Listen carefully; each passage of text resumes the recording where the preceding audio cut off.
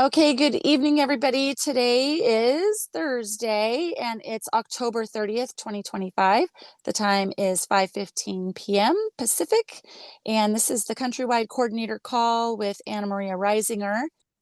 Before we entertain any hands, do you have something that you'd like to share with us? We were just talking about your article, the most recent one regarding the 120 days and the bankruptcy of the municipal government and how it's finally coming to its bitter end as the final straw of this giant all the tentacles of this giant situation. It's huge. The veterans among us will understand when I say that it's being part of this gigantic thing that you don't have any control of, and it's happening, and you just have to go along with it and deal with it as best you can, because it's this whole huge process that that we're all involved in, whether we know that we're involved in it or not. So, and I also compare it to giving birth. You know, you're pregnant, and here's this gigantic process, and you kind of know the big outlines, you know what has to happen, blah, blah, blah, but the particulars and the timing and all those sorts of things are not so clear. And so these are very chaotic times, and I hope that everybody is maintaining their patience and their faith and their good, optimistic focus on what you want to happen in your life and in your family, in your town, your state. And I think that we're all going to get through this together. But we're likely to see some very odd things and lots of weird stuff in the news, and there's likely to be a lot of lies as well as a lot of good information out there. You're going to have to use your discernment, and you'll have to take some things with a grain of salt, but other things will be right up front, close and personal, and we'll call on you to take a hand and lend a hand. 1 in 8 people are going to be affected by the loss of SNAP and disability benefits. And these are losses which are hitting people that, for the most part, are disabled, too young, or too old to be able to make up the difference. Also, bear in mind that with all the federal employees hitting the job market, we are experiencing not only the surplus of employees from the immigration policies of the past 4 years, but also are going to be seeing that many more people competing for that smaller number of jobs, right? So what we've got, if you just look at the surface of it, if you just look at what our employees have done and the end results of it, you're looking at a situation that is significantly worse than the Great Depression, that is significantly affecting more people, and that has a potential of unraveling much faster. Because remember, during the Great Depression, it took 3 years to build up and another 3 years to pass, and then another 3 years in recovery. It took a total of 9 years. So what you're seeing here is going to be like an instantaneous process by comparison. Okay, so that's the bad side. That's the upfront, in your face. You know people who are going to be suffering because of this. I have 2 employees who are going to suffer because of this. And I have veteran friends who are disabled, totally disabled, who are going to suffer because of this. And each and every one of you probably either already know people who are going to suffer or will know, you will become aware of people in your circle of friends, neighbors, and you know, relatives and extended family who are suffering as a result of this. And it's calling upon all of us to make that extra effort and to become that much more discerning and aware, and to see those opportunities where we can do something. Maybe we're not in a position to take on the entire situation for someone. Maybe we are. But what we can do is we can join together, we can pitch pennies, we can stock the food banks, we can renew the commitment of the churches to their communities. You know, over the years, a lot of the work that the churches used to do in the communities has gone by the wayside. And they've been incorporated and have operated like businesses, just like all the other businesses. I think that this is going to call upon many churches to rethink their priorities and to no longer just assume that the government is going to take care of everything and everyone, because the nanny state is going away. And that's both good news and bad news. And right now we're getting the bad news. 40 million people, whether they are immigrants or part of the farm families down home and our young members of the military who can't afford to support their families on the wages of, say, an airman first class, are all going to be impacted by this. And a great many federal employees are losing their jobs. As I've told you up front, 2/3 of the federal government, millions of people, are going to be affected. And if you figure that 12 million federal employees are hitting the job market, you have to multiply that by a factor of about 3.4 to get the total.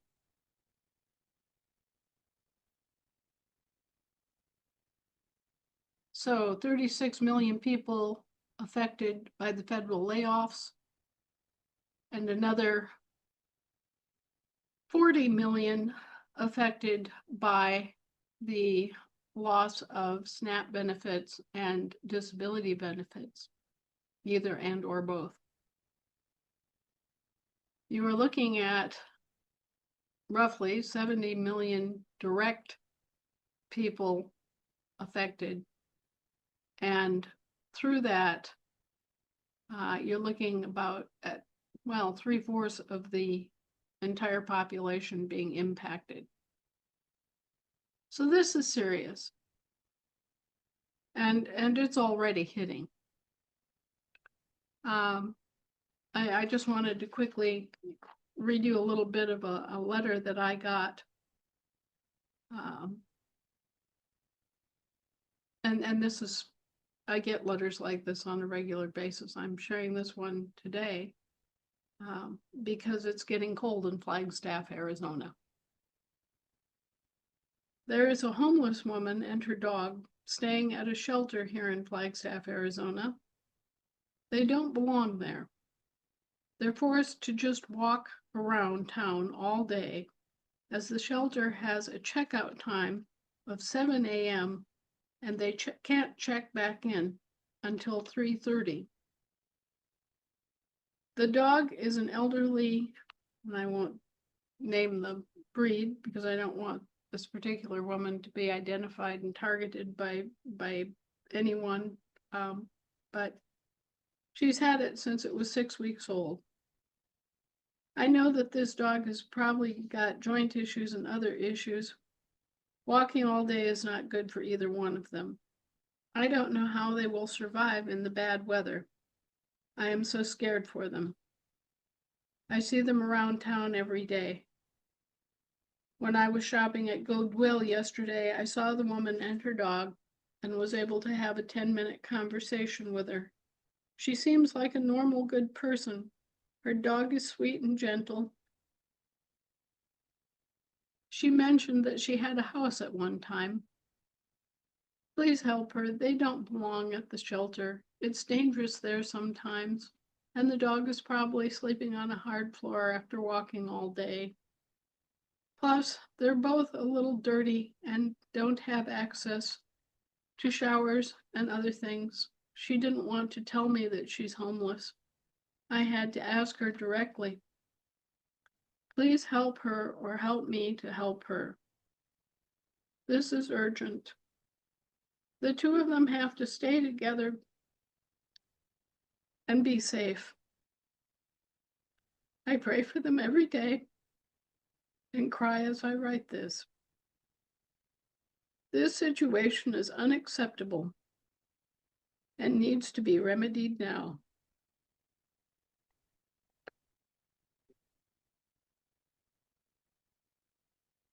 I couldn't agree more.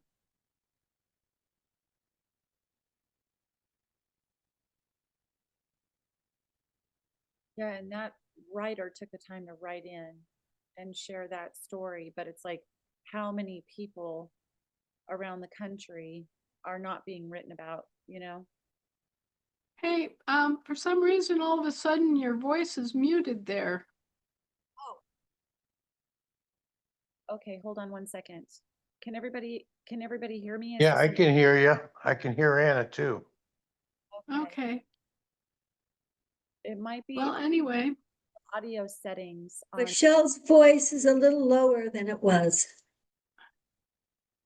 Okay, hold on. Let me just double check. I mean, you can keep talking, Anna. I'll work on my audio situation to make sure that it's on all the way as high as it'll go.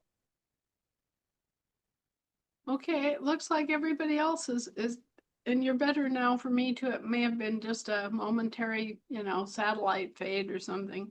Okay. Obviously, if you're in or around Flagstaff and can help, you have my number, you have my name, my email.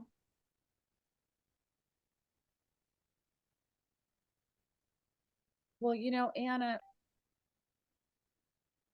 I keep wondering, oh boy, I'm getting feedback. Sorry. If there's going to be some other type of currency in general, some other monetary system, because it seems like what people really need is food, clothing, and shelter. And all the gold in the world may not necessarily, feed their bellies, put a roof over their heads. I just keep wondering, is it possible that the whole monetary system in general is going to take just a dive? I mean, with the AI technology that's coming out faster than we could possibly imagine, it seems like all the white collar jobs are going to be obsolete in a matter of a couple of years. And that really, it feels pretty hopeless. And I don't want to stand in hopelessness. We're obviously here because we want to be part of the solution and not be stuck in the problem.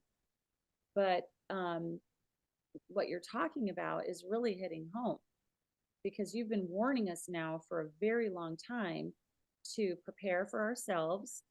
And, many of us have heeded that warning, and we've got our cupboards stocked and a few shekels in the bank just in case, but it's not like that for, like you just said, 76 million people are about to be blindsided. with this, you know, no access. And there are 261 of us on the call. And what do you think that we can do to help to remedy this situation for these people that are going to be, you know, come Saturday, they're not going to be getting their check? Right. Well, the most immediate thing we can do is to contribute to the local food banks. The other thing is that those of us that have the good grace and have extra space in our homes can see about maybe taking in family members or friends that are disabled that, you know, we might not have taken in otherwise, you know. Look about you and see what you can do, because I will guarantee you that there will be situations where you can actually weigh in and make a difference. And just keep your discernment, your you know, awareness of what's going on, and do keep your Shinola sensors on high, because there's always a whole bunch of organizations that show up and they start asking for money. And they pretend to be some sort of a big philanthropic effort. And they're not. They're just not delivering to the people. There are a few exceptions. There are a few good organizations that really do get down in the trenches and deliver. And you can find out who they are by going on the internet and researching nonprofit organizations that actually deliver. This is one of the things that I caution people. Yes, give by all means. Give directly if possible. If you are right there standing there looking at someone like this woman, you know, find ways of helping her. You know, think about what sorts of resources the community already has. Think about resources that your assemblies might be able to put together.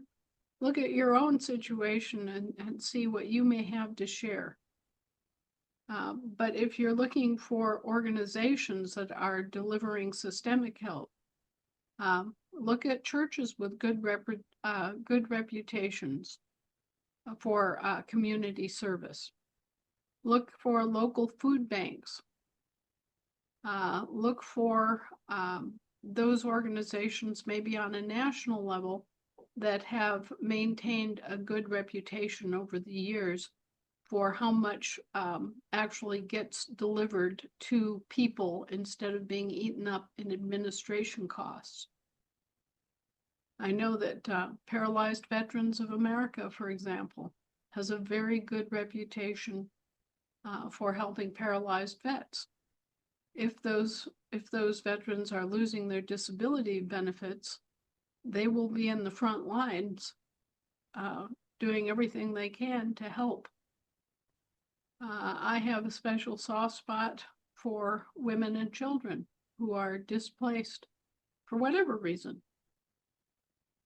And, you know, speaking from a standpoint of being a woman and having had children and, you know, raising a family, there are times when you feel very vulnerable, because, you know, if anything happens to you, if you get sick, if you lose your job, if you miss payments or whatever, that your kids are going to be hurt. And you're all going to wind up in that shelter situation if you can find a place at a shelter. And from what I've seen, a lot of shelters around the country are already at a overflow condition. And there are many organizations that are simply opening up their doors during the day so that people can come and sit on a chair in a warm space. Okay. So this is something we're going to have to buck up against individually and as organizations and as families and communities. That's all the bad stuff. And as Michelle has rightly brought forward, all the gold in the world won't buy you a clean cup of water. All the gold in the world won't buy you a meal. Okay, there are times when reality comes crashing in, and we have to realize that these are just representations of value, representations of labor, representations of commodities. And when that moment comes, it doesn't do you any good to have a gold coin if you can't buy food. All right. So this is a supply chain problem as well as a funding issue. Because if the supply chain goes down,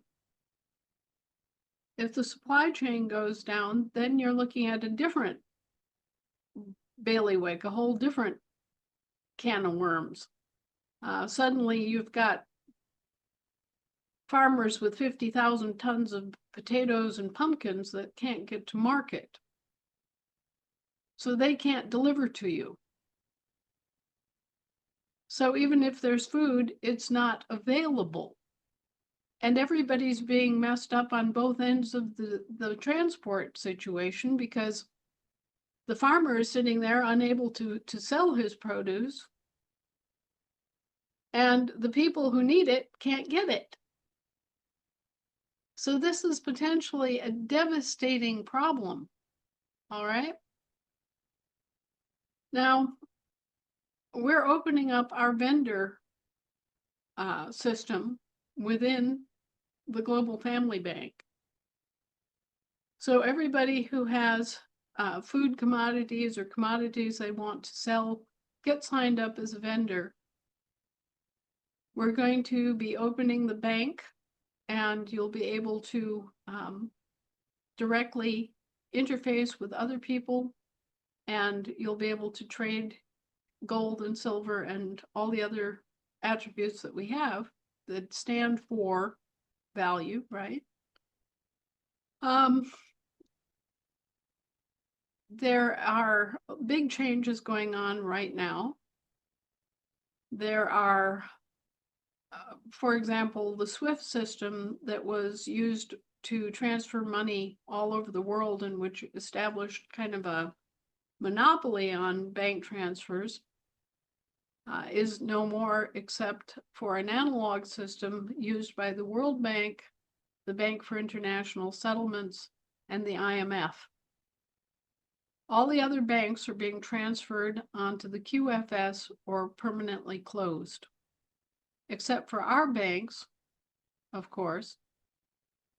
And so our Global Family Bank is the only other organization that can deliver worldwide. And it's the only thing that's keeping the system from being totally monopolized. So by all means, support Global Family Bank, support what we're trying to accomplish here, and count on it that in all of the different things that I've seen, Global is the only organization that has actually delivered on what it said it was going to deliver when it said it was going to deliver. All these other banks haven't. All these other organizations haven't. All right, so I have nothing but good to say about Global. And I'm looking forward to seeing the vendors open up this week, sometime within the next 7 days. All of you who have goods and services to offer, sign up and get your vendor accounts. And realize that we are, I think there's a big misunderstanding people are talking about their trust accounts. There are no trust accounts that belong to you. Okay?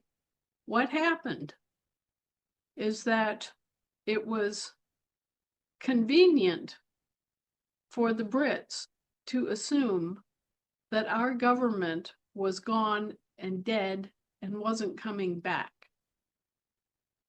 And so what they did is that they salvaged us, just like an Admiralty salvage operation. They came along and they picked up all these quote unquote abandoned vessels on the high seas. They waived your right to your political status as an American for you and took you under tow together with all your assets. What you are looking at are foreign public trusts. Okay, and the municipal trusts have been liquidated and rolled over into British seamen's trusts operated under Admiralty law. Okay, so now you have a British seamen's trust, an estate named after you. And these vermin are busily administering your trust, or the trust named after you, I should say, for you to benefit themselves. Okay, so we're standing here fending them off at the same time that we're bringing forward our claims and knocking them out of the arena because they're not a lawful government. Okay, they're not even a government, they're just a corporation. All right, so here's the argument. They have all these public trusts named after you, but actually there are no public trusts affiliated with you.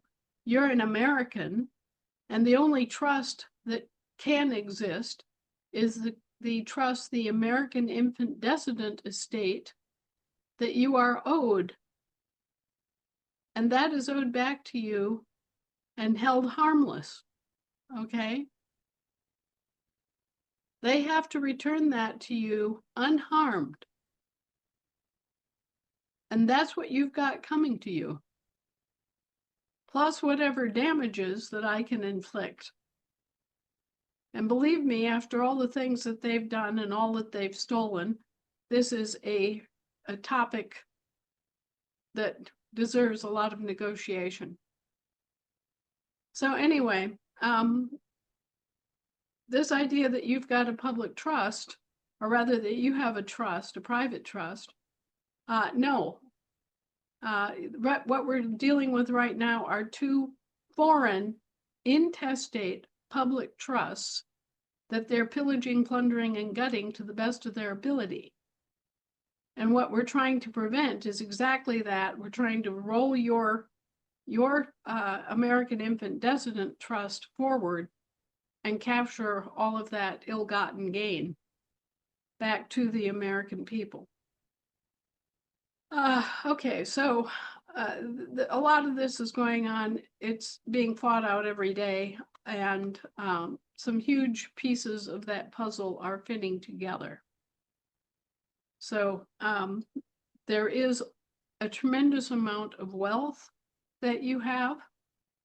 There's a humongous amount of prepaid credit that's owed to you.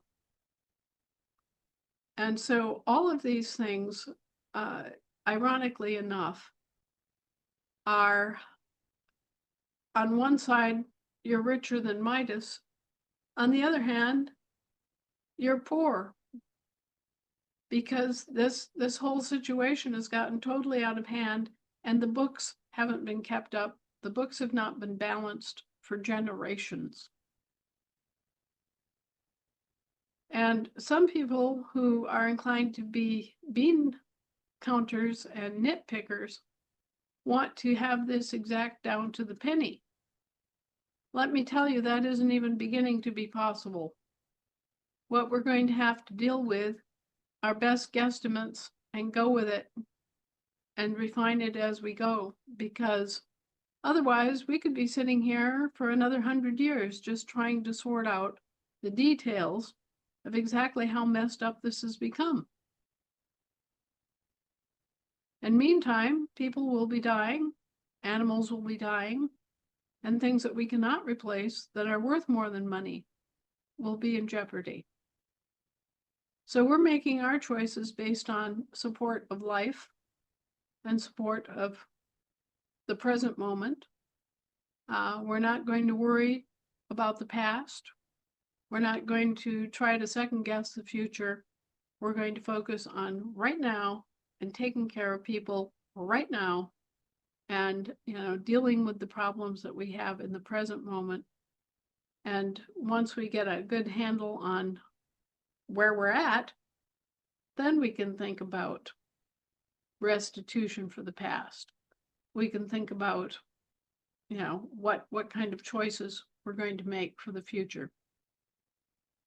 But reporting back to you from the front lines, there's a tremendous amount of money available.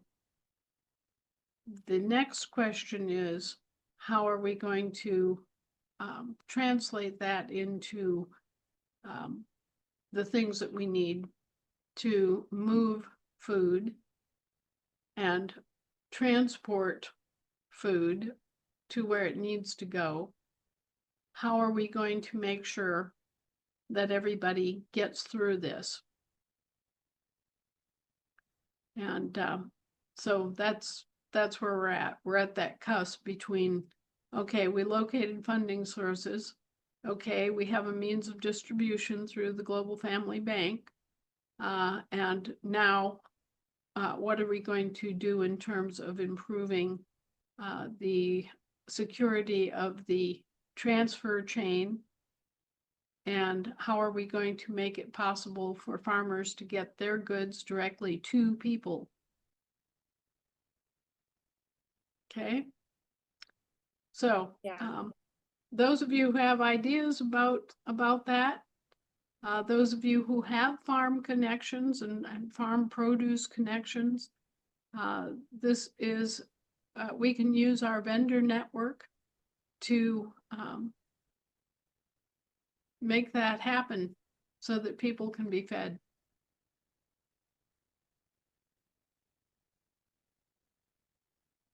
Well, you really summed it up, Anna, because you're absolutely right. And there are a number of people that are getting sucked into this whole idea of trust, but they don't have the facts straight about what happened with these, identities that they created and, dropped into this other jurisdiction, these other foreign jurisdictions.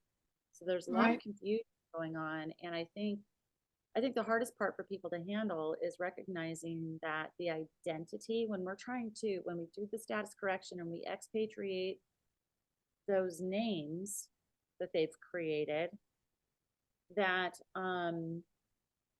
those names are the names that are tied to, a paycheck. If they've got a W-2 job or a 1099 opportunity or whatever, I'm using those taxing terms. Right. We're trying to take those names and break them free from that system. But it's almost like Pharaoh, back in the day when Moses was like, let my people go. And Pharaoh isn't letting the people go, right? So it's like Exodus 2.0, where we don't need their permission to be let go, but they need to let us go, right? Because we voluntarily want to have nothing to do with their crooked, fraudulent, duplicitous, rapacious, double-minded, wrong-headed, unnatural profiteering system, their pirate system. We have indeed seen this before. We have. And the Bible it lays out what happened before. Yeah. And it tells you what's likely to happen now.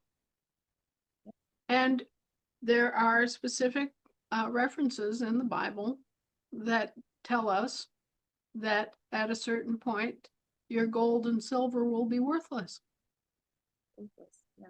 and people will throw it in the streets.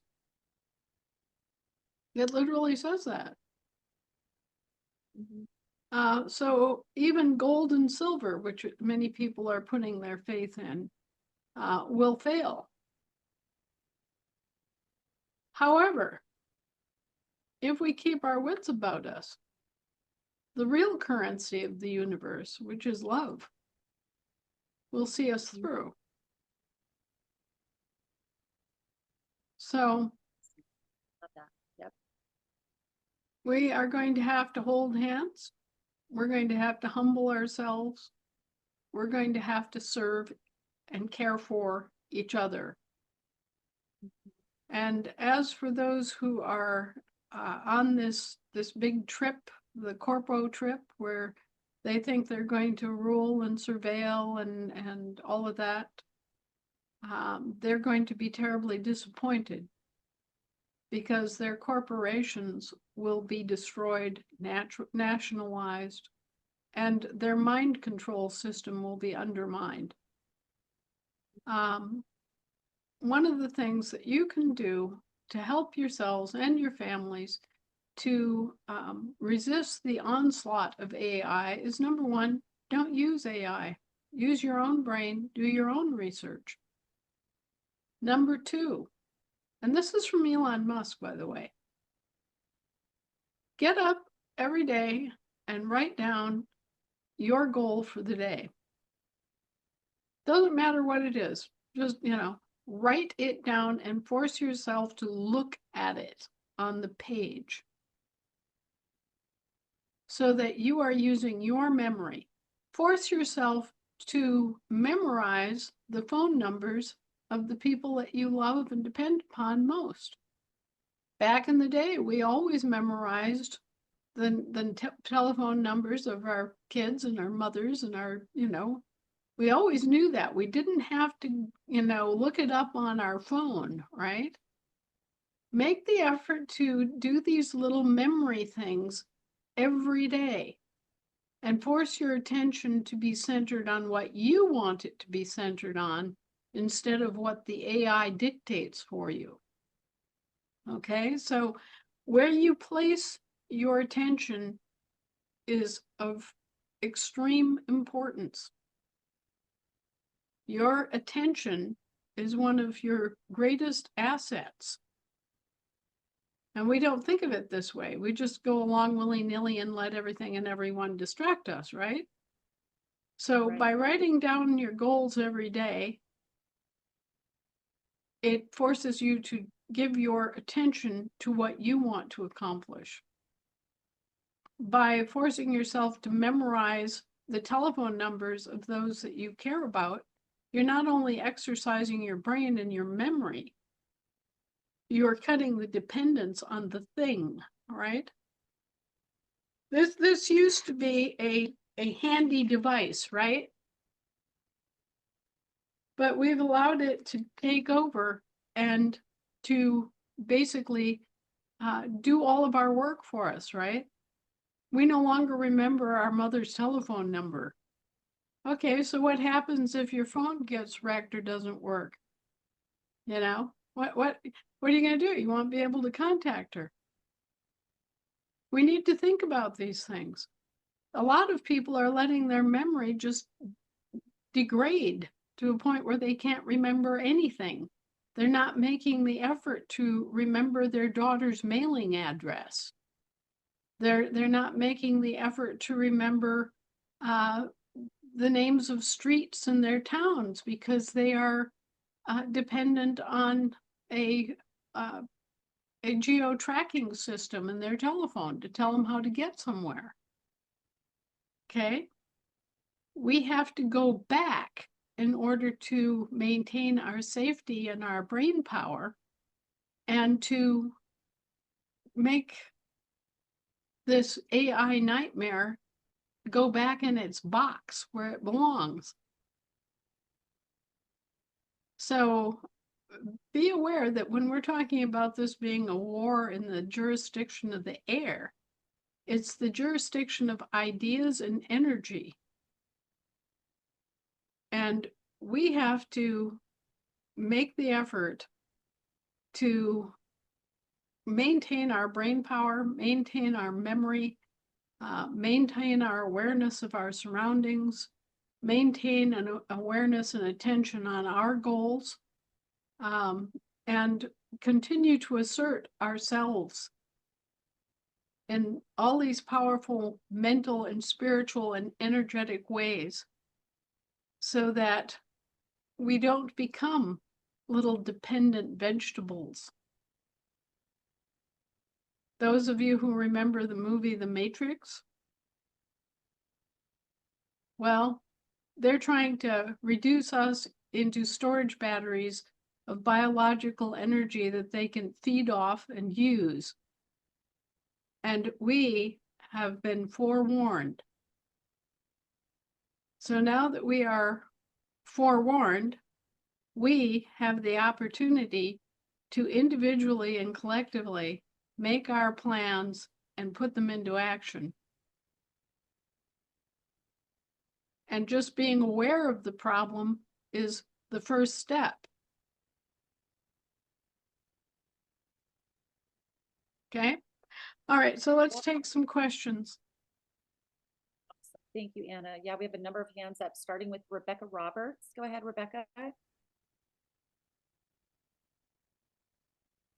Hi, Anna. Thank you so much for being here today. I know you're so busy and we're all so grateful. I have a question. Well, I have a lot of questions, but just wanted to start with focusing the people who come to the Jural Assembly meetings on what you would consider a plan. So we educate.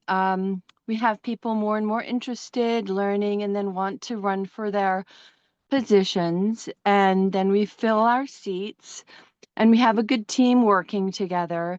Then what would you advise for, I mean, with so much going on and really, I personally feel like it's about protecting life more, more than anything at this point with our jural assemblies. And we did have a good discussion on North Carolina about our strategy and what we wanted to work on. And I think people just aren't sure because there's so much to focus on.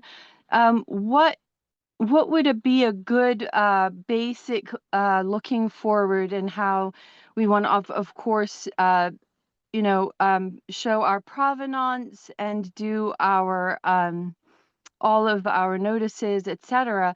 But then would the jury work together to bring forth presentations of things that would protect the people? Would it have to do with those who have had unjust laws?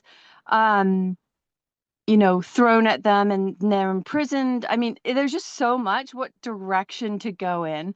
And of course, it depends on the people on that jural assembly meeting and what they bring. But what do you see? I'd love to hear what you think. And sorry for talking so long about our questions, but it just really is a really wonderful thing to focus on, especially when we are all just learning how to be the people and be our own government. Thank you so much. I yield.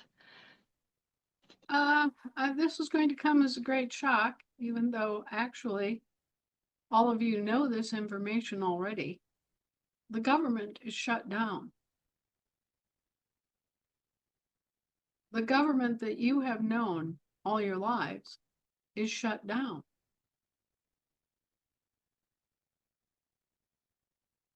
Stop a moment and think about that. It's being staffed by volunteers. There's no one here but his chickens. That's right. So you've got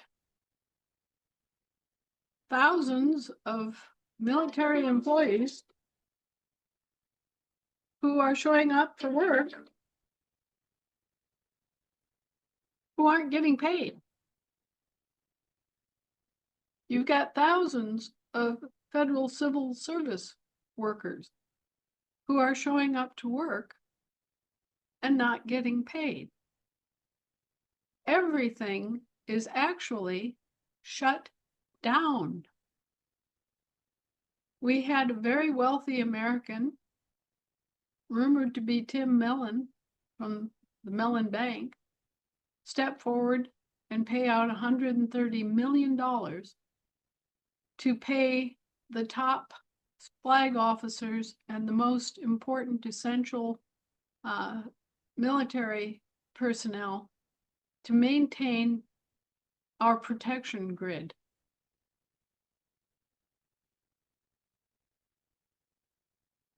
Think about that.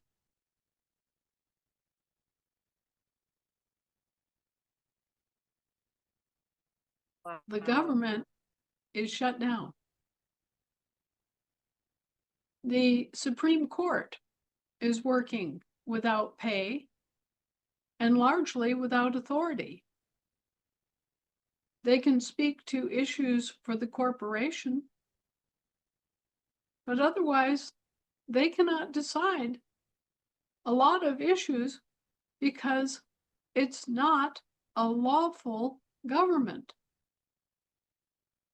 I have talked about this for many years, that they are just corporations. You've got a set of commercial corporations and you've got a set of municipal corporations. Now, the municipal corporations arguably have the ability to tax, but there's a problem. According to the Constitution, they're limited to the city of Washington, D.C. They're not supposed to be operating in the states of the Union. So how did they get out into the states of the Union? Well, as I demonstrated using Alaska and the Constitution of the state of Alaska as an example, the territorial government breached the Constitution, breached our trust, and set up territorial administrative states, and then contracted with the municipal corporations to provide them with services, not us.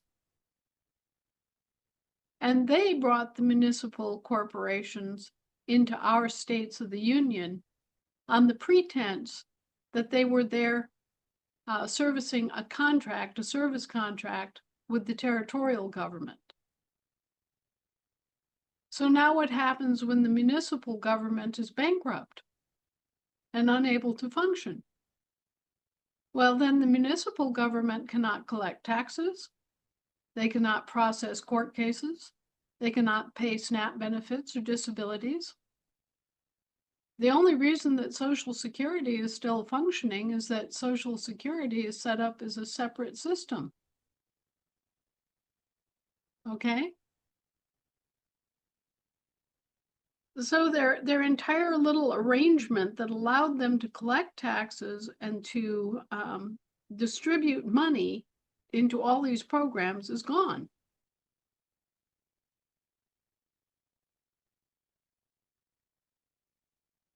The mechanism is gone, and that's why the entire government is shut down, both municipal and territorial. And we're it, folks. I've been saying this for I don't know how many years now. This is your government. You're it.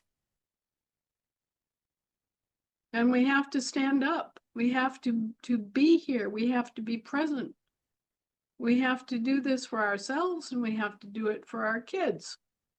All right? We don't have any choice. We're the ones that are here. And sure, there'll be a lot more who now join us because they finally wake up and realize, oh my, we almost lost our entire country. All right? But we're it. And this is not a drill. As of November 1st, this is serious. All right, so we're not going to talk about, oh, it's so nice to think about, you know, how the juries are supposed to work. Those juries are going to have to work because they're the only juries they're going to be. Now think about this. Everything, all aspects of government that you can think of, except for us, have been incorporated. The counties have been incorporated. The states have been incorporated. The states of states have been incorporated. And they've all been run by foreign governments. And that whole structure is gone. District courts? What district courts? District should, you know, that word should just kind of go, wah, wah, wah. Serinola sensors should be going off like crazy, and you should be going, district, as in District of Columbia? District courts can't address us. District courts are limited to district personnel, district citizens, district functions. Okay? There should be no district courts operating in our states of the Union, except territorial courts addressing territorial personnel and citizenry.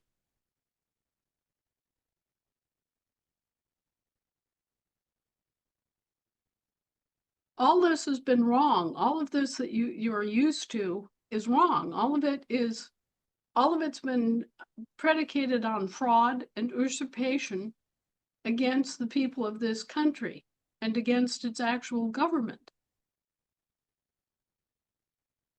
The whole business that we have going on with these foreign public trust entities being named after us, that's a result from illegal latching upon us. It's illegal latching activity, illegal salvage, as if we needed to be salvaged by the British government. So it's time to stop playing around with this and thinking that, oh, well, you know, someday we'll get our Drill Society up and running, and, you know, our drill assembly will, you know, have enough jurors someday. No. You have got to get your drill assembly together right now and get damn serious right now, because if you don't, guess what? Then the only form of justice you will have will be a martial law court, and you will be subject to a foreign martial law tribunal that can kill you at their whim. So, everybody, it is absolutely imperative that you stand up your own courts for your own assembly members, so that when the moment comes, you can say, ah, well, you know, we have our court stood up. We have our court, so we don't need you. And we're going to take action and put it before you all to make that court system very, very simple, so that you don't have to worry too much about policy and procedure, so that you can develop your own case law and not be hindered by the past. And those initiatives are going to be placed before the state assemblies as roll call vote initiatives.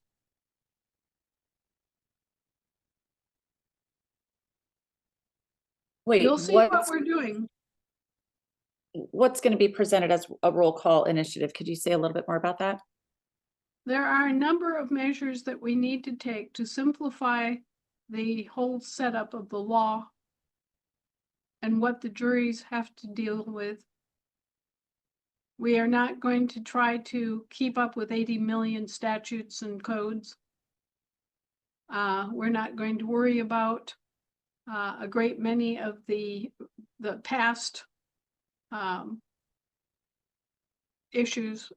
We're just going to concentrate on providing ourselves with a workable, commonsensical system now, so that we continue to have law and we continue to have order, but we don't have a lot of, how could I say this? We're not going to be hindered and crippled by trying to undertake a study that takes 8 years in 8 days. Okay, we're not doing that. And it's all going to be submitted to each one of the assemblies soon. And each one of the initiatives will be described. A brief abstract of the pros and cons will be included. And then it's up to you folks. We're going to reform the courts. We're going to reform the money. Those are the two primary goals that we have and that are immediate and necessary. And then we're going to quietly set up our entire system as it's meant to be set up and begin the process of actually looking at restructuring, reconstructing, bringing America back into the form of government that it is intended and meant to have. So this is not theoretical anymore. This is not someday, this is today.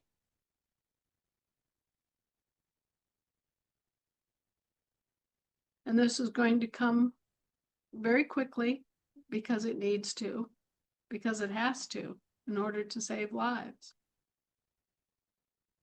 Yeah, exactly. Right. And thank you so much for that impassioned response. And it is essential and it is so important that we get our acts together and do this now. Keep it simple. And there's plenty of really good, simple pamphlets out there that we can study, principles of common law, and start thinking about the people that we're here to protect as the government. It's our job. And so, yeah, we're feeling a lot of enthusiasm toward that. And any help we can have, we all appreciate. So if something's coming forward for our assemblies that we need to start working on, then we're open arms and looking forward to getting going with that. So thank you so much. It's coming at you. I guarantee it's coming at you right now. You'll be getting help, but you'll also be getting a lot of questions, a lot of things that we need to feed back through the federation, where the state assemblies get to vote on matters, and then, you know, that becomes our marching orders. Awesome. We're ready. Thank you so much for that question. Thank you, Anna. Rocky, go ahead. How you doing, Anna? Hi, Rocky. With everything that was said today, I had this big list of what I was going to talk to you about, but one of the things that the first thing you talked about is helping the people and all that stuff. And if there's any way that we could actually get our money so we could actually help people, so we have money, or even the assemblies or the counties getting money to help build whatever they need to build because they would have the resources. Right. That would be one way that would really help a lot of us right now, and also stimulate the economy. You know what I'm saying? Because if we could use that money for that, you know, to stimulate the economy, you know, stimulate the, the places where people would go for food or whatever, you know what I'm saying? That would be my goal of using the money, is to actually try to help as many people as you can. You know what I'm saying? And Absolutely. if if if there's any time frame that GFG could release this money so that we could do that, I think we could help our economy to come back. You know what I'm saying? Well, as I haven't updated everyone on the court action. Mhm. Okay, now bear in mind, all of the court arguments have been heard. The oral arguments have been done, and we won. Okay, just straight across the board, we won. Now we have to do the summation. The paperwork has to be signed off on by the courts. There's going to be we're working in tandem with our native nations so that we can cover all of the different jurisdictions and completely retrieve our country from the brink of disaster. You'll hear some things you may or may not understand. I'm depending on the words that are used or the explanations that are given. It may sound like the natives are taking over. That's not exactly what's happening. What's happening is that everybody's dual national, right? Mhm. So they're covering the soil and land. We're covering the land and sea. And then together we're covering the air and the land and the sea as a group.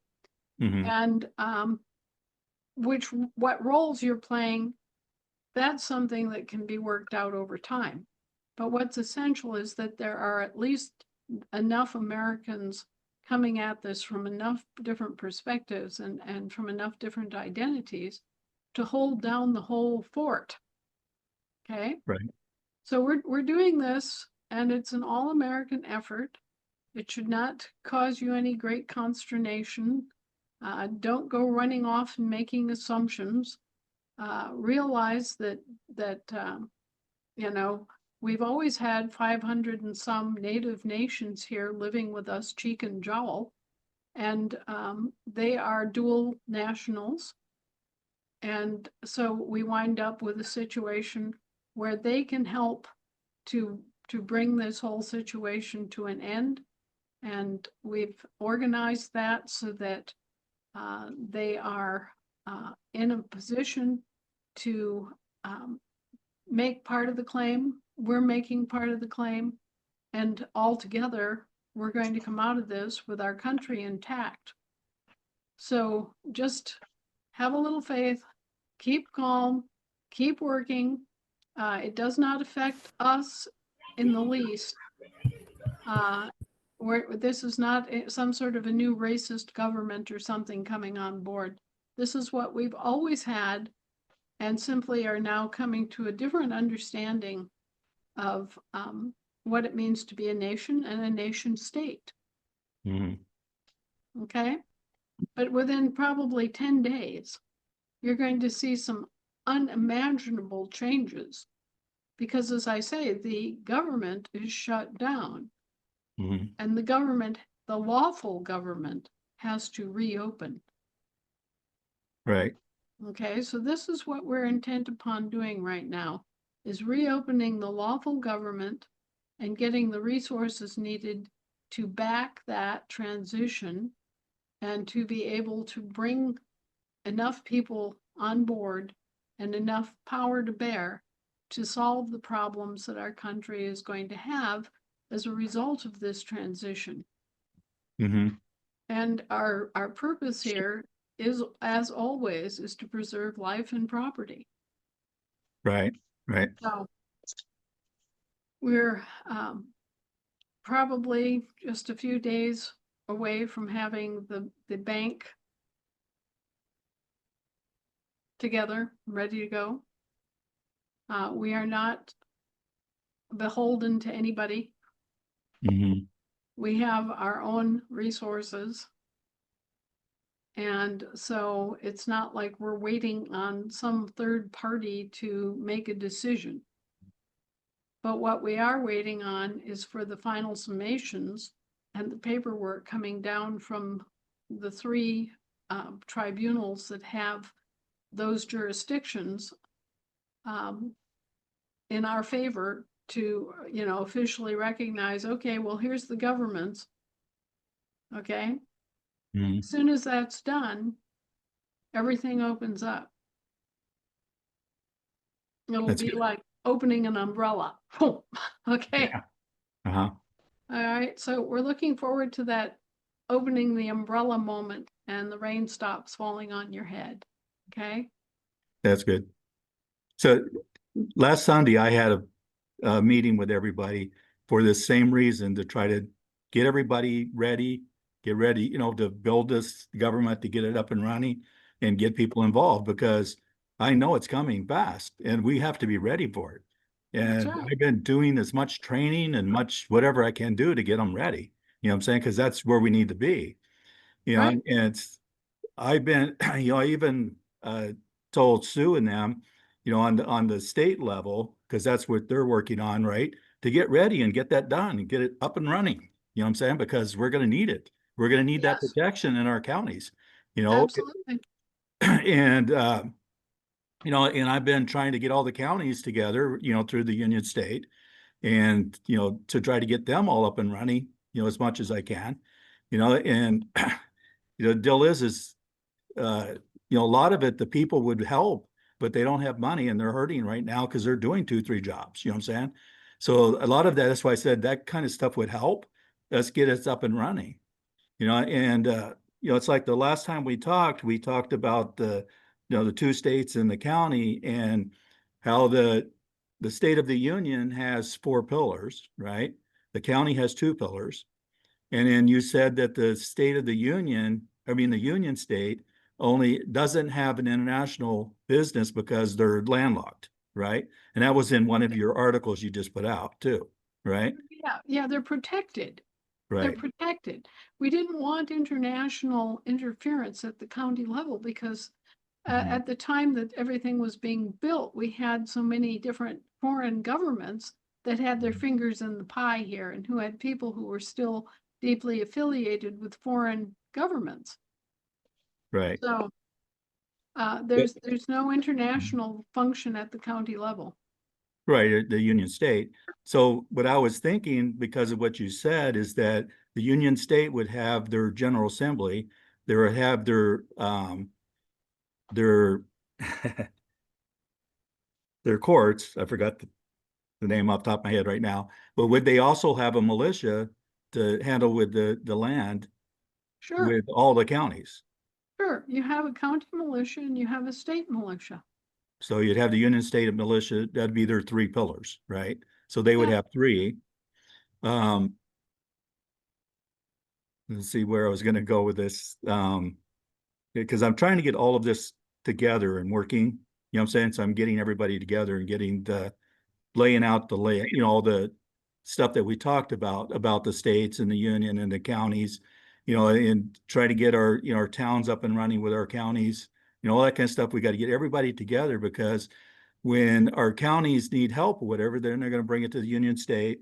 And if it becomes a international thing, then we need to bring it to our state of the union, right? Well, So, think of this. You need a natural resources committee okay, at the county level, at the union state level, okay, right? Because while the state that we've been building is a hmm, land jurisdiction, it's international, right? It's right, international land jurisdiction. What's the land? The land is the subsoil. right, The county controls the actual soil, the surface. Okay, right, so what we've had in the past here are a soil and water conservation districts, right?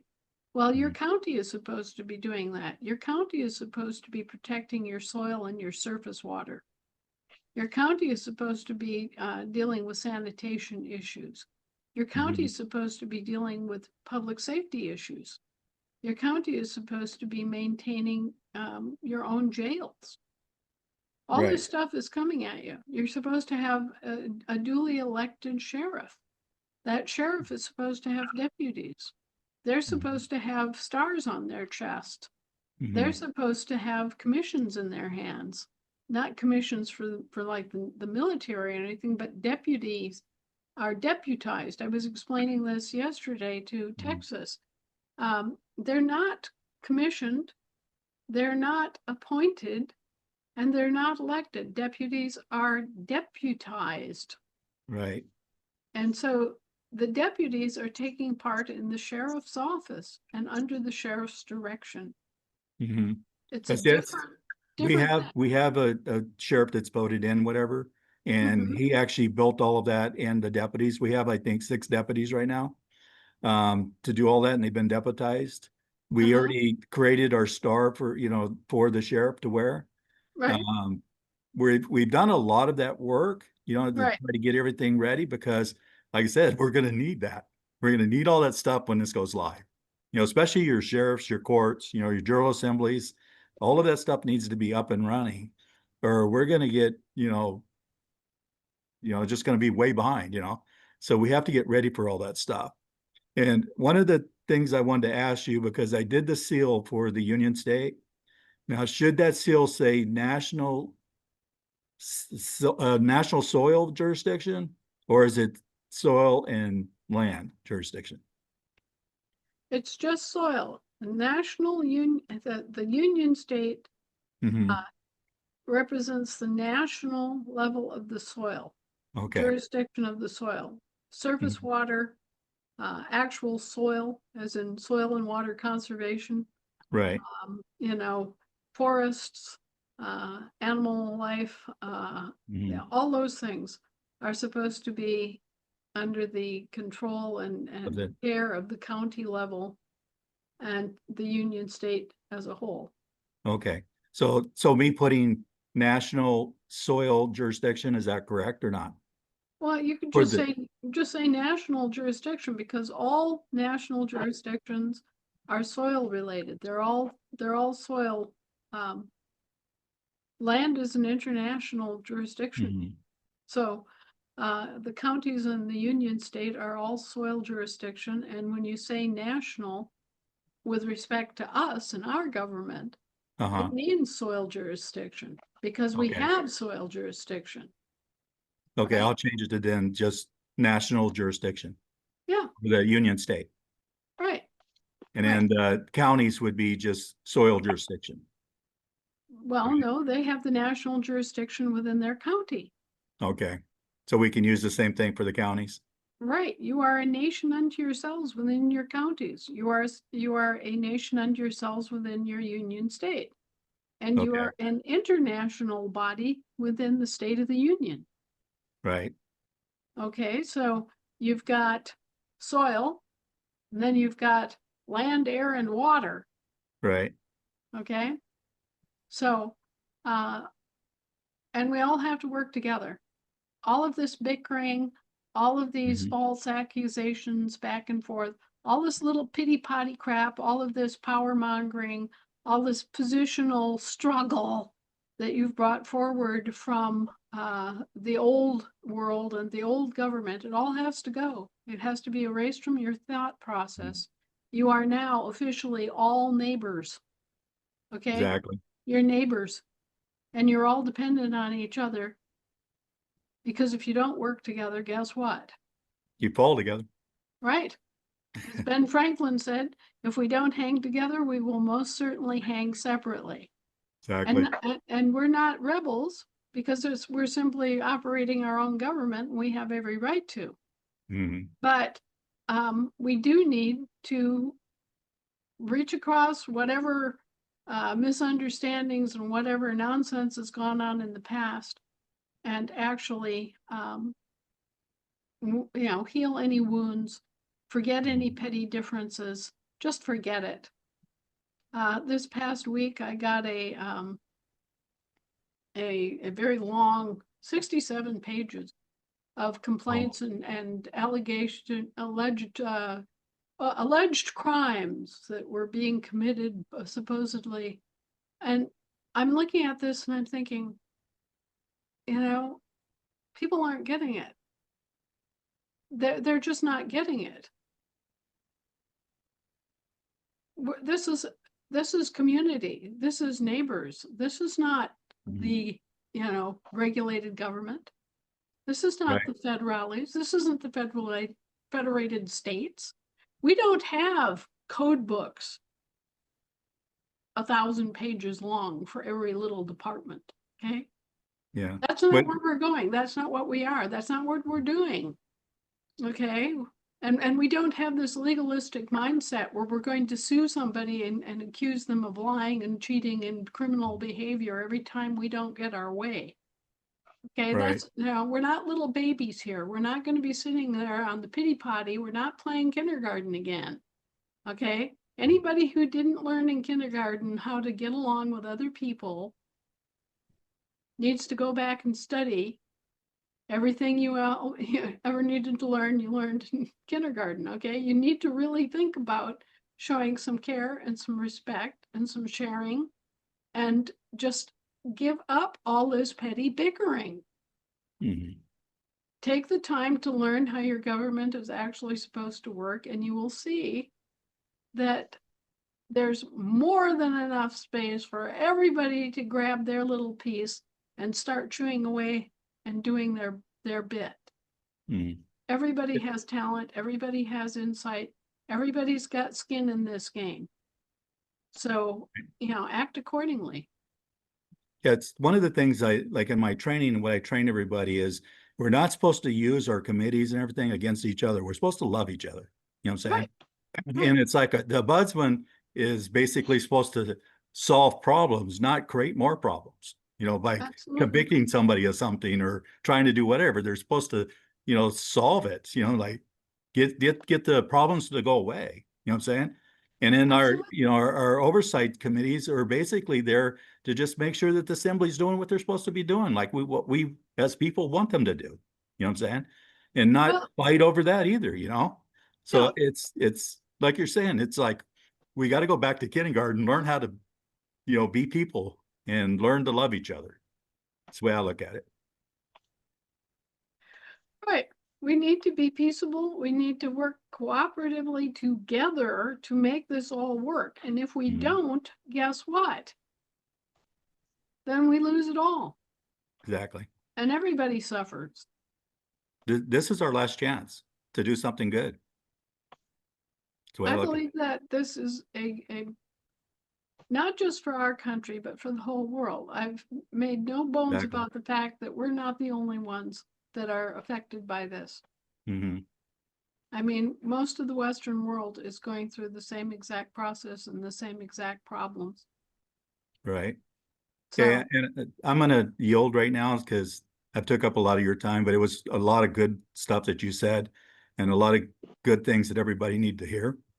So I yes, really appreciate it. Love you a lot. Just thank you. And I take care, yield. Rocky.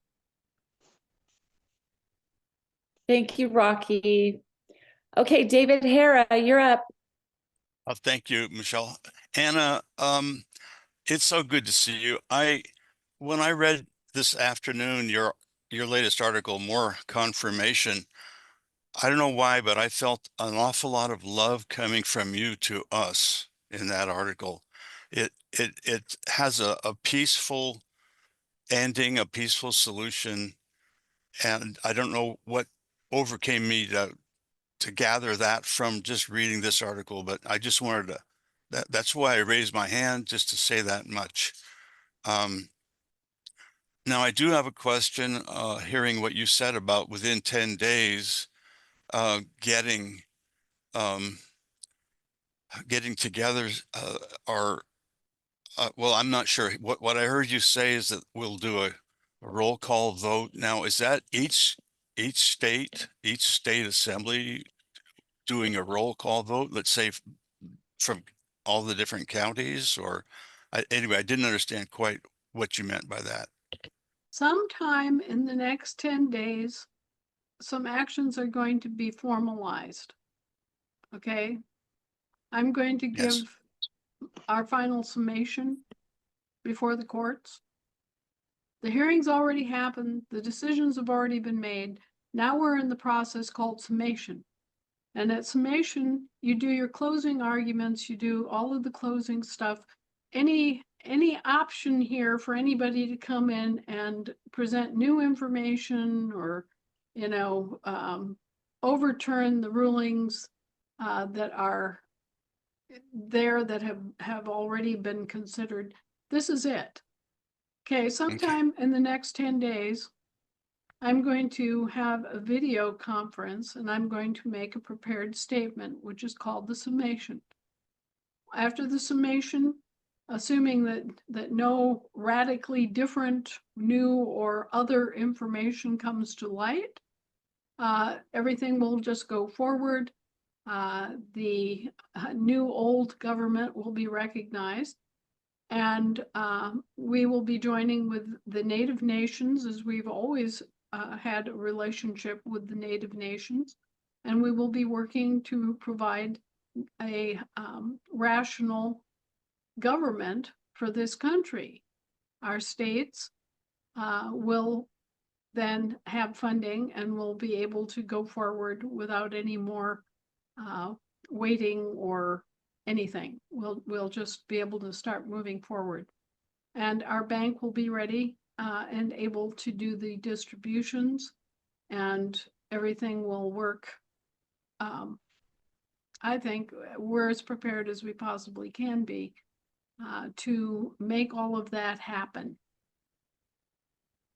So just be aware that an awful lot of work has been done by an awful lot of people for a lot of years to save this country's bacon, and it is all going to go over that tipping point in the next 10 days. So at that point, a whole series of other things will happen.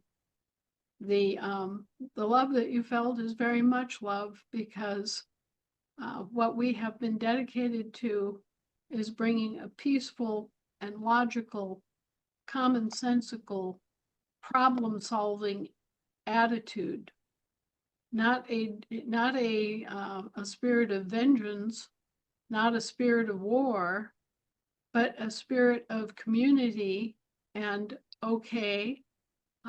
let's solve problems. Okay, that's what's been at the bottom of everything from the start, is a peaceful, lawful solution to situations that we inherited. And so, yes, that's what we're all called to do, is to seek those peaceful, lawful solutions, which are of great benefit to the living people. And the living people, let's face it, that includes our federal employees. Mm-hmm. Okay, so yeah, it's there. And you will be seeing these initiatives. The initiatives they cover a range of different topics. They are primarily geared toward an immediate court reform and an immediate fiscal money reform. And you'll see what they are and be able to consider them. Each of the states will have their opportunity to debate these issues and then tally their vote on each initiative. And it's going to be a balloting process. There are a lot of structural changes that have to take place.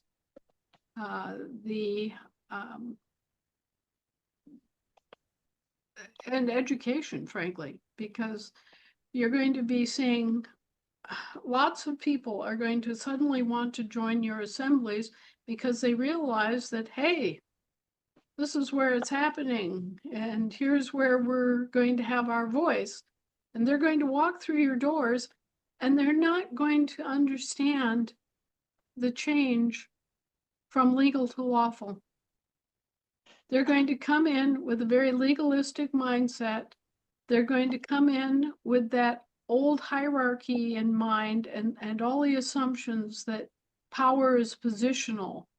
Mm-hmm. And all of that stuff. You're going to have to get yourselves together and have an orientation lecture of the kick butt kind. And then you're going to have to repeat that on an almost daily basis, at least 10 times. and demonstrate it in how you respond to each other and what you do and how you act. So that finally people are able to relax and step back and realize, hey, we're all just neighbors here. You know, we're all doing what we can do to help our country and help ourselves and help each other. And this is a lawful, peaceable, inclusive, unbiased, everybody for everybody endeavor that we're engaged in. There's no prejudice. There's no vengeance. This is just a straight up, you know, we're here to solve problems. We're here to bring about restitution and reclamation. We're here to take part in our government. And it's totally allowable, it's totally lawful, it's totally legal. We are doing absolutely nothing wrong. Okay? We're on our best behavior. We're on the high road. And we're going to stay on the high road because we have no reason to depart from it. Okay? Mm-hmm. Well, thank you, Anna. I just what you just said fits exactly with where I am at, and with all the people that I have recorded as a recorder. We are really all a big family, and we all work together well, and we're looking forward to doing what we need to do. And I yield. Thank you. Great. Guys, on the med beds, I just saw a comment in the chat. There are over 800 med beds that are staged already, and they are drawing up lists of where these are going to be made available in each state. So as soon as that is made public, of course, the VA hospitals, obviously, and then larger regional hospitals. So the training is ongoing with these things, with the med beds. As I've told you, there are 3 different, basic kinds of technology. One is diagnostic. That's the first one everybody goes through, is diagnostic. Then there's restorative therapy, which is kind of a reset for your biological computer, and a process that gets rid of parasites and bad bacteria and broken DNA and dead cells that have forgotten how to turn off and on. All that kind of stuff gets restored, And then there are the therapies that involve regrowing limbs and restructuring serious injuries or situations like your kidneys have ceased functioning and you're on full dialysis and things of that nature. The more serious, intractable conditions that the body needs help to actually restore. So there are basically 3 levels. Most people only need 2. There's going to be a preference for veterans because, frankly, veterans made this possible. And many of them suffered service-related injuries that need to be compensated for so that they can be back to living their lives. So there is a veteran's preference. They are going to be made widely available. And those of us that have relatively good health, these things can do really incredible different things. Like they could make me look 30 years younger. Would I like to look and feel 30 years younger? Yes, you bet I would. Do I need to feel 30 years younger in order to be comfortable in my skin? No, I do not. Therefore, I'm going to be waiting and being an old lady and looking like an old lady long after a lot of other people are back in trim, and that's okay. Okay, we're all kind of called to assess our own condition and let others who really need the help get the help first. Okay. In the meantime, there are going to be a lot of other initiatives going on to bring forward other kinds of medical care that we haven't had access to, things that have been considered kind of, outside the allopathic medical paradigm, I guess you could say, but which are valid health promoting therapies that are thousands of years old. There will be lots of different health related services available, different things like medical massage, hydration therapy, essential oil work, just a wide variety of things that that will be available and can be paid for you, that before you had to pay for yourself, and that were, maybe available, maybe not. There will be a lot of things that are available to you that are that were not something that was inside the allopathic medical community, but which are viable, important, and oftentimes, very practical medical and health measures and therapies that you'll suddenly have available. That is awesome. Thank you, Anna.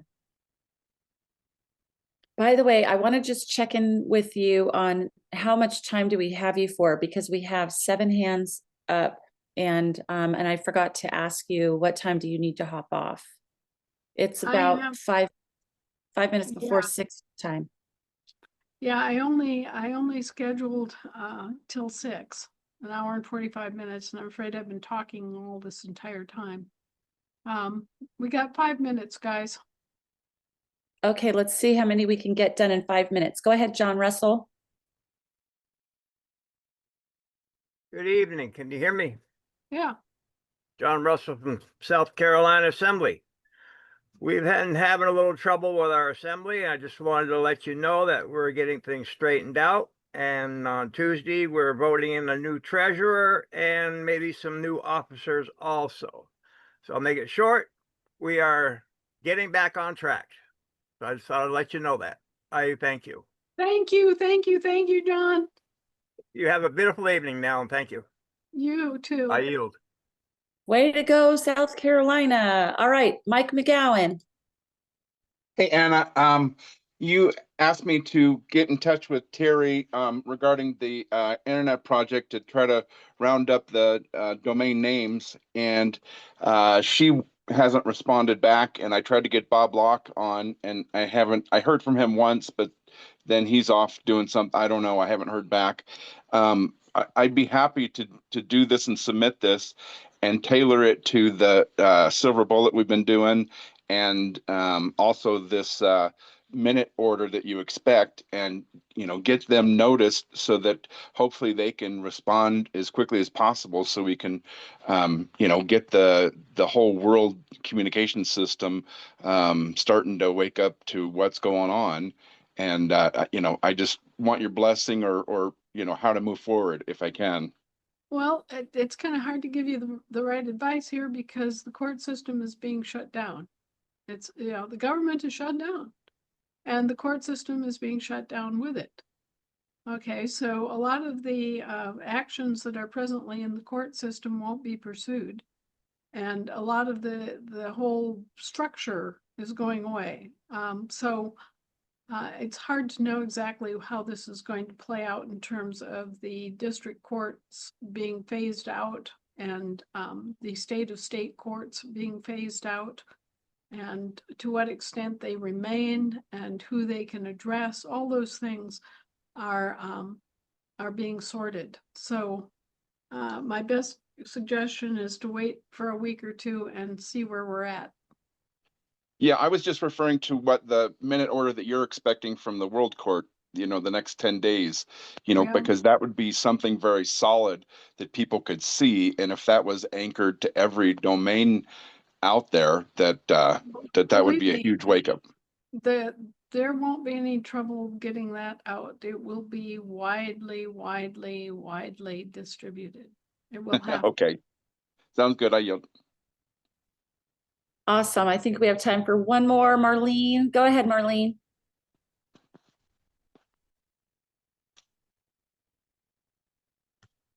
Marlene, you're muted.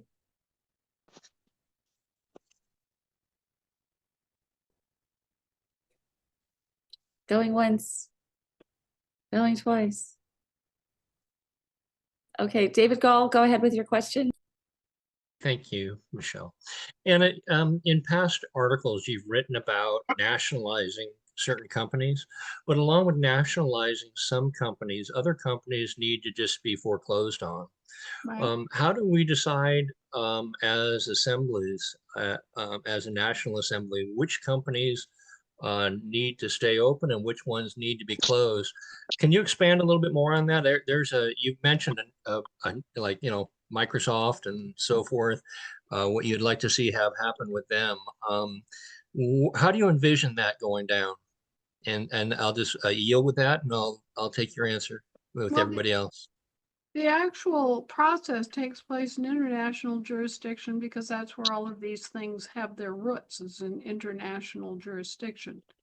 Okay, so the actual action of liquidating or forfeiting or foreclosing or whatever is being undertaken, it's actually happening in international jurisdiction, and then it steps back to the land and they become if they're going to continue as a corporation, they're going to continue operation at the national level and under our national law. And it's at that point that they then are in interaction with the union state. And the union state has its own lawful government in the state of the union that can offer international access. I guess one way to look at this is you can reach the air jurisdiction either from the land or the sea. And what we're doing is bringing them back onto the land when we talk about nationalizing these corporations.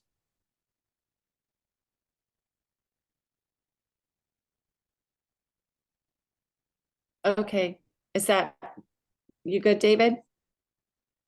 It's a great start. I look forward to hearing more on the discussion after the dust settles. Dust, yes. Thanks, Anna. Yep. All right, thank you, David. Let's go for the last two and see if we can get them done, and I'll boogie on. Oh, super. Okay, I'm sure they'll be thrilled with that. Gregory on San Diego.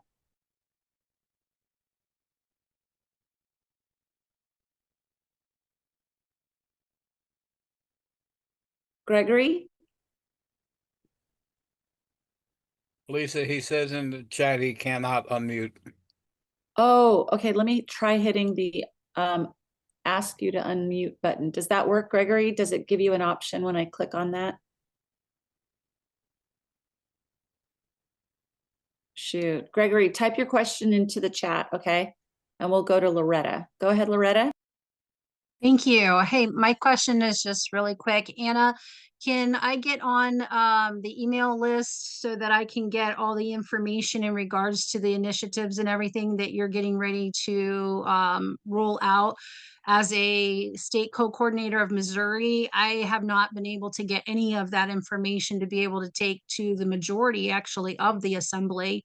And so I just need to be added to the list. I'm not sure who sends that out. I don't know if that's you or if that's Terry or who's doing that, but if I could get on that list, that would be great. Thank you. Well, I yield. Okay, Oh, go ahead. the federation is going to be the one to send out that particular communication. And we will probably make it a public communication so that everybody gets it at once. Perfect. Thank you. I yield. Thank you. Michelle, this Marlene, can I ask my question real quick? Yeah, go ahead, Marlene. Yep. Okay, Anna, I have a 80-year-old lady that I met this weekend, beautiful homeless woman. And she wanted to do her paperwork. The problem is that she moved to this area 6 years ago. Her spouse has passed, and she doesn't have anyone that can do her two witness testimony. No one. I've drilled her. Okay, And you will love her. She's a beautiful soul, but we got to help her. She's like that other lady. all right. Well, this isn't the first time this has happened, and as we all get older, you will observe that the people who know you are further away and there are fewer of them. Yes, exactly. So in such a situation, we do have a special process that we can undergo, and we can do this. Marlene, why don't you get back in touch with me via email, and we'll go over this, and I'll dust off the law books and see what we need to do exactly. Okay? Okay. Thank you very much. Thank you, Anna. That would be really helpful for state assembly recording secretaries to learn that as well. Okay, Clay on Utah. Go ahead, Clay. There's Anna on the vendor accounts. I've had a vendor account since the bank opened. The vendors that I deal with, for lack of argument, let's say they don't accept gold or silver or AFD at this point, and the bank is open. I have my AFD card, bank card, whatever you want to call it. When I go to purchase from them, is it going to be exchanged to what they need as far as an AFD? Or excuse me, FRN? Yeah, well, the way that this is going to work is that the vendor gets to choose how they want to be paid. So you as a vendor, click the button AFD or, euro or British pound sterling or whatever you need as a vendor. And then that is what the system delivers to you. Okay, so XYZ company needs $1,000 from me, and I use my account, be it by card or wire, however that is. They get what they need, and then ASN is purchasing from me. It's going to be AFD. Well, the ASN gets to choose what they're going to be functioning in too. You become their vendor. Okay, so the ASN is choosing to do business with you, and you are requiring AFD or you're requiring euros, and they're going to pay you in whatever you're requiring. Okay, so I'm going to have a lot of options, and then I really don't have to worry about my vendors because they're going to say FRN, and it'll just be dealt with through the system. Right, it's all automatic. And it's recalibrated every day to adjust for the changes in valuation of the different currencies. Okay, because I'm on the TASA trade site, and I'm on the global trade as far as I know, because I have a bank account, but I haven't heard anything more. So I'm excited for that to happen. Thank you. Okay, well, pleased to meet you. I hope you do really well with this, and we'll have a rip-roaring economy before you know it. Woohoo. God bless you, Anna. All right, we've got Sam the Butcher, and then I'm going to read Gregory's question from the chat. Go ahead, Sam. Oh, wow, this is an honor. Long-time listener, first-time caller. ASN on Wisconsin here. Paul Dubea recorded me. Thanks, Paul. Yay! So we're looking forward to I'm operating a small mobile slaughter, and I've been getting a lot of heat from the USDA and shit like that. Sorry for swearing, but so I get to look forward to having a farm, drilling a well, and going farm to farm, killing animals and feeding the people without the crushing weight of you know who coming down on me. I yield. Yeah, well, that's coming. The government is now shut down except for volunteers, so you know, it's going to be our common sense and our common good that's going to dictate how things go from here on in. Thanks, Anna. You've been a huge inspiration. Thanks for coming from Wisconsin. Cheese heads forever. Yeah. That's so awesome. All right, Anna, and this is the last question. It comes from Gregory on San Diego, and it's kind of broken up into two parts. So it says, can I, oops, sorry. So as the people are chatting, it's messing up my view here. Can I cross-file in federal court and have a letter rogatory take the file into federal court that is more my court of competent jurisdiction?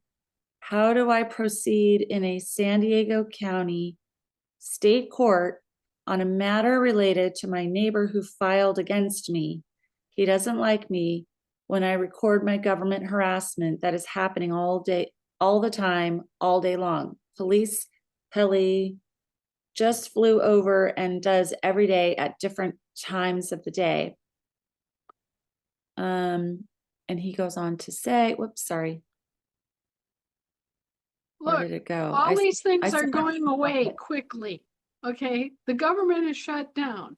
All you're seeing out there are volunteers. And they are working on their full 100% liability. Hundreds of judges are leaving the bench. Hundreds of Leos are leaving because they don't want to work under full 100% liability for their actions. There is no government shield. There's no bonding. There's nothing like that. Okay? So they're on best behavior. And, you know, all this stuff is going away. The government is shut down, and when it comes back, it's going to be the quote unquote new old government. All right, so harassment, petty infractions, petty lawsuits, all that stuff is going away. So when people get harassing letters from the IRS or the franchise tax board, they could just return to sender, like right. If or there's a the sender there by the time USDA it gets there. Look, I've been telling you that all this stuff is on its way out, and it is. I mean, it has to, there's no funding for them. They have no standing. They aren't supposed to be addressing you at all. Okay? This doesn't mean that you have a license to go out and be lawless and injure people, because you'll be stopped from doing that. Your neighbors will stand up and say no. Okay? So this isn't an excuse to be lawless. This is a time for you to stand up and show that you are a righteous person, that you are, you know, caring person, that you are doing the right thing, and that your communities are capable of doing the right thing. Okay? May I? Okay. Go ahead, Bambi. This is going to be the last one, Anna. Thank you for hanging. Anna, what about the police and the cops that are literally harassing everybody, arresting people and whoever's in the car around where I live? What about them? Are they getting paid? No. The territorial government has no money, and the municipal government is not able to funnel them more. So how are they functioning when they're all over the place? Theft. Well, that's coming to a halt here. They won't be able to function much longer. Okay, and any of them who are volunteering are functioning under 100% liability. So if they hurt you, they're liable for the harm. There is no bonding. There is nothing standing between them and the judgment of the people. Okay? I just got a list with at least 200 judges who have resigned from the bench, not retired, resigned.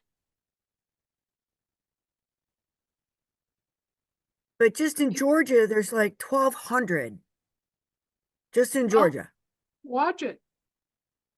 Watch what happens. Might I add one thing? I've been seeing an increasing, and I say it's an alarmingly increasing amount of ASNs and people going pro se in their court systems and winning and being paid out large sums of Federal Reserve notes.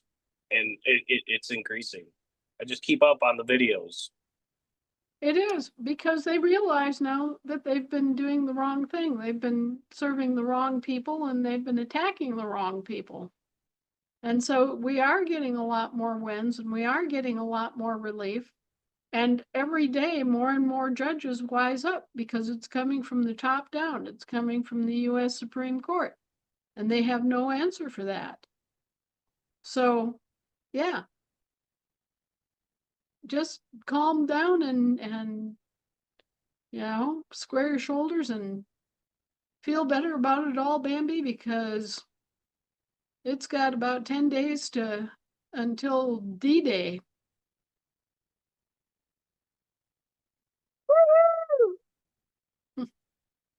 That's exciting. Yep, they'll Go either be buy the working for us or champagne.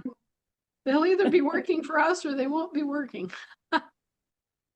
That's exciting news, Anna. Thank you. Thank you so much. Thank you.